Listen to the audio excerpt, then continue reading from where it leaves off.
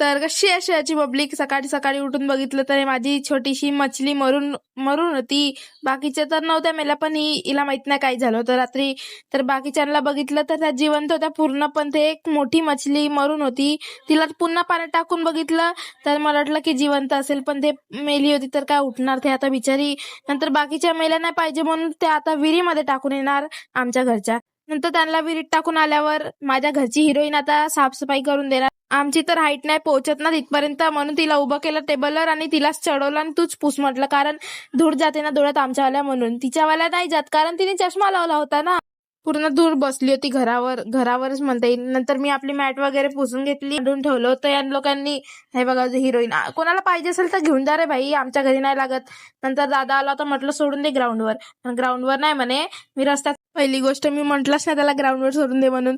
अर्ध्या रस्त्यात सोडून दिलं त्यांनी. नंतर माहित पडलं की ग्राउंडवर आज गेम होणार आहे. म्हटलं आज रनिंग करण्यापासून वाचून जाईन, पण काय करणार, नाही होऊ शकत ना तसं. तर वाराधून आली पूर्ण, ते त्यांचं जे बनवलं होतं ते सगळं मिटलं. बिचाऱ्यांच्या गेम नाही झाली ना, आज आमची रनिंग होणार आहे. म्हटलं बस आज पण दुखणार पाय, काय करणार, रोजच दुखतात पाय. नंतर या मुलाला माहित नाही काय भूत चढलं होतं, तेवढा पावसामध्ये तो धावत होता, रनिंग करत होता.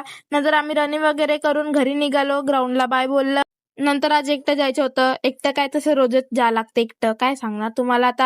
आज एवढी 300-400 मीटर रनिंग केली, पण आज इतके पाय दुखले ना. आणि पुन्हा घरी तर एकटंच जायचं कारण कोणी घ्यायला नाही येत बाबा. पूर्ण पाय दुखून गेले आज, काय सांगू तुम्हाला. इतके पाय दुखले की चालायची इच्छा नव्हती. मग कसं तरी थांबू थांबू घरी पोहोचली. नंतर चला आजच्यासाठी इतकंच, तर आपण भेटू उद्या, बाय.